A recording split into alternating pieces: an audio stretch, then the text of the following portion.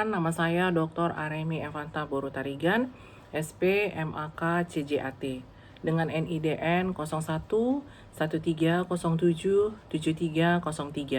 dengan home base saya ada di Universitas Prima Indonesia Medan di Fakultas Ekonomi dan Prodi Pasca Sarjana Akuntansi. Dan sesuai dengan keahlian saya membawakan mata kuliah teori akuntansi. Video ini dibuat sesuai dengan Tridharma Perguruan Tinggi atau PDD UKTPT bidang pengajaran. Perkuliahan yang dilaksanakan yakni dengan metode pendekatan secara dia, yakni delivery, interaktif, dan assessment. Saya menjadi dosen sejak tahun 2015. Mata kuliah yang biasa saya ampu adalah teori akuntansi. Dengan kode mata kuliah MKK A2. Capaian pembelajaran lulusan yang dibebankan kepada mahasiswa mata kuliah secara sikap bertakwa kepada Tuhan Yang Maha Esa dan mampu menunjukkan sikap religius. Sedangkan secara pengetahuan, maka mahasiswa harus menguasai konsep teoritis dasar metode dan analisis fungsi organisasi meliputi proses perencanaan, pengorganisasian, pengarahan, pemantauan, dan juga evaluasi serta pengendalian pada organisasi bisnis dan non-bisnis, pelaksanaan tentang teori akuntansi. Sedangkan secara keterampilan umum, maka mahasiswa mampu mengambil keputusan secara tepat dan dalam konteks penyelesaian masalah di bidang keahliannya berdasarkan hasil analisis informasi dan data. Sedangkan secara keterampilan khusus, maka mahasiswa harus mampu memanfaatkan ilmu yang telah didapat dan teknologi dalam bidang akuntansi.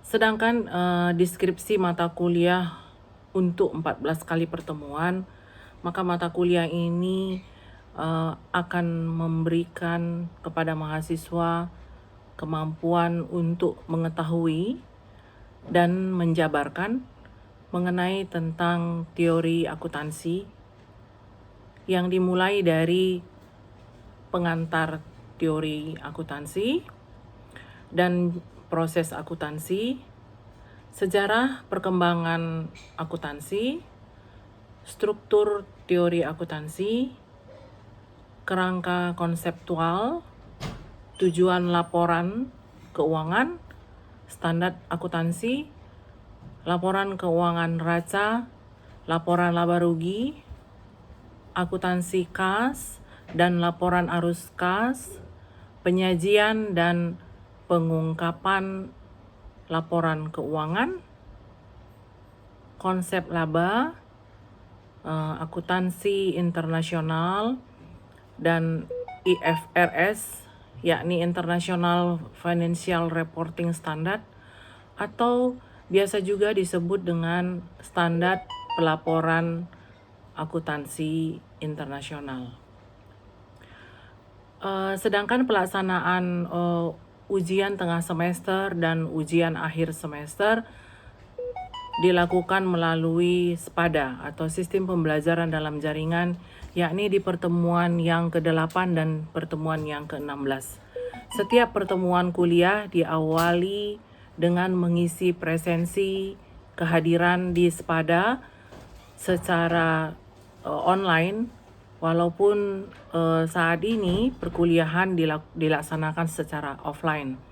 Ada teori akuntansi secara positif, yaitu pendekatan teori akuntansi positif, teori akuntansi normatif, dan berikutnya meramalkan berbagai fenomena akuntansi, menggambarkan bagaimana interaksi antar variabel akuntansi akuntansi dalam dunia nyata yang merupakan fungsi pendekatan teori akuntansi positif.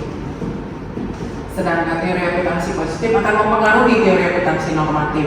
Hubungan ini sesuai dengan paham dialektika Hegel, di mana antitasi dan tesis akan menghasilkan sintesis. Sintesis akan menghasilkan antitesis.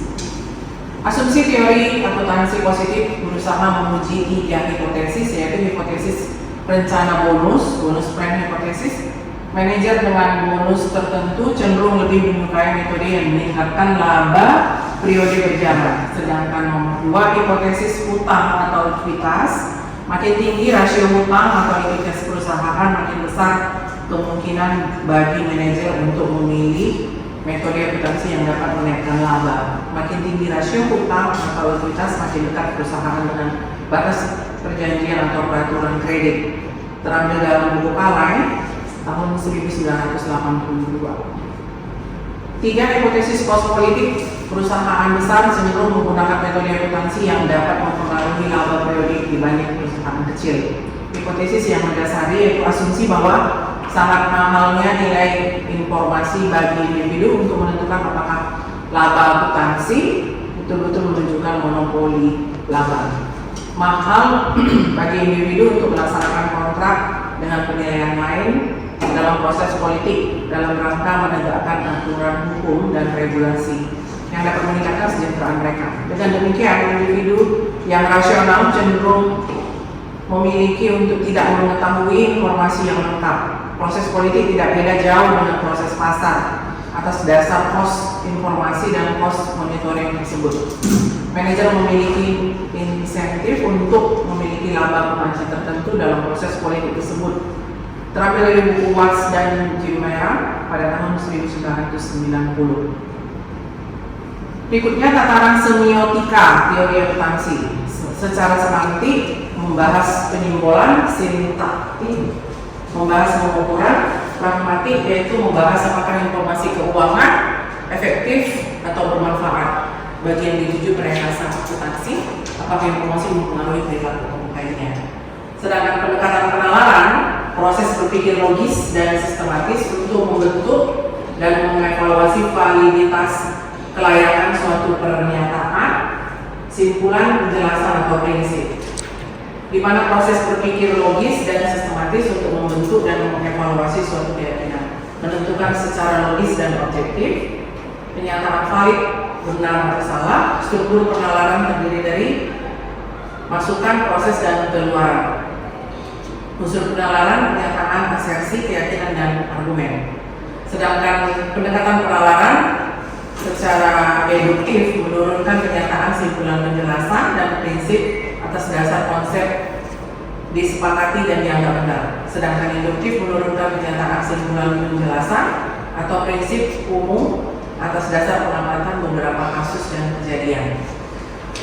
Berikutnya penalaran deduktif menurunkan pernyataan, simpulan, penjelasan, prinsip. Pendekatan deduktif dalam perumusan teori akuntansi, proses penalaran digunakan untuk merumuskan teori akuntansi, dalil, dasar, dan tujuan-tujuan.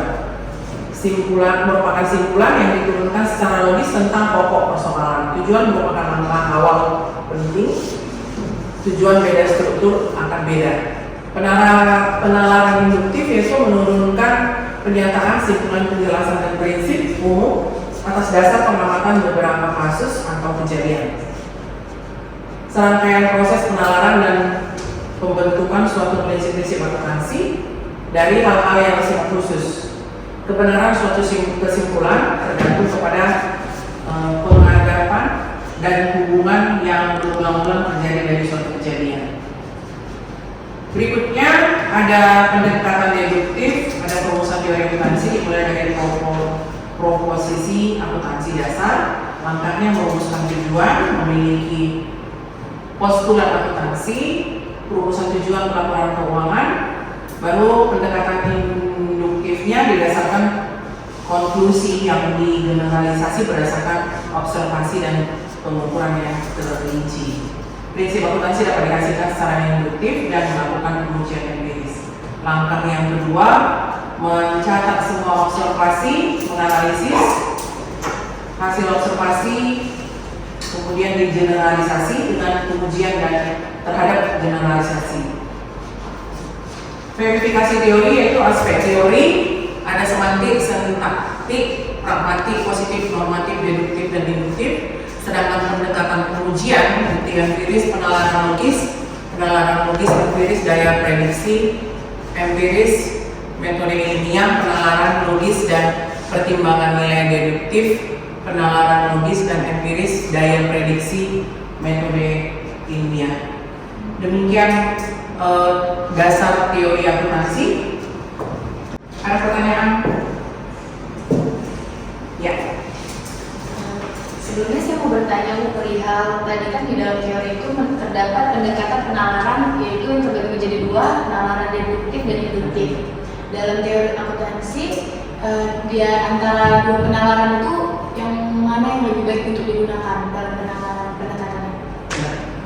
Tadi ada dua, induktif dan deduktif. Dua-dua sebenarnya bagus untuk dilaksanakan. Kenapa? Karena aspek teori ketika dasar akuntansi itu menjadi basic dia, deduktif dan induktif. Hanya ketika dia di deduktif, induktif ya, perumusan teorinya ini ada tahapannya. Perbedaannya sebenarnya hanya di tahapannya. Sedangkan teknik-teknik akuntansi yang diambil itu hampir sama, hanya prosesnya yang berbeda. Kalau dia induktif, mencatat semua observasi dan terakhir diadakan pengujian terhadap generalisasi. Sedangkan secara deduktif dia mengembangkan teknik akuntansinya, lebih kepada ditekankan teknik seperti apa gitu. Tapi dalam induktif dia pengujian terhadap generalisasi. Kedua-duanya baik untuk dilaksanakan. Kira-kira sudah cukup? Berarti keduanya baik digunakan ya? Baik digunakan dalam proses dasar teori akuntansi. Baik, terima kasih Bu. Oke. Yang lain? Mau bertanya Bu? Ya. Kan dalam teori akuntansi itu kan ada yang pasalnya yang positif kan Bu? Nah, bagaimana contohnya dalam teori akuntansi yang bersifat positif? Boleh dijelaskan? Oke. Terima kasih atas pertanyaannya.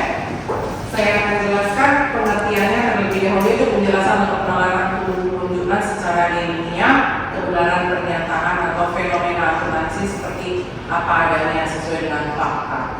Kalau contohnya yaitu ketika kita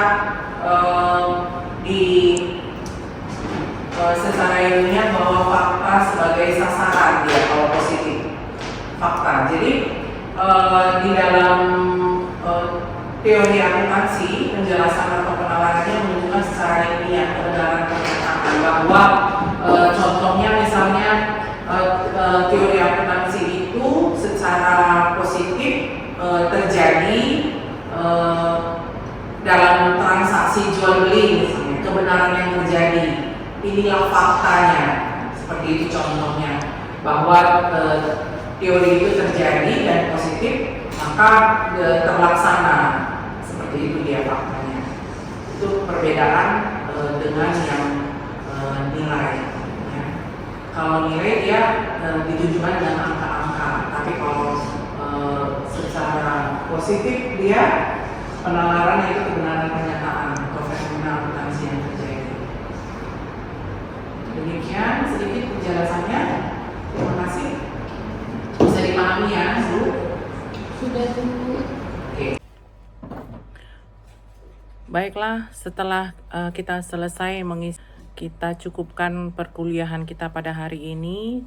Terima kasih buat pertemuan kita hari ini dan sampai jumpa minggu depan dengan topik yang berbeda dan semua materi perkuliahan sudah dapat kalian baca di Spada. Terima kasih. Selamat siang.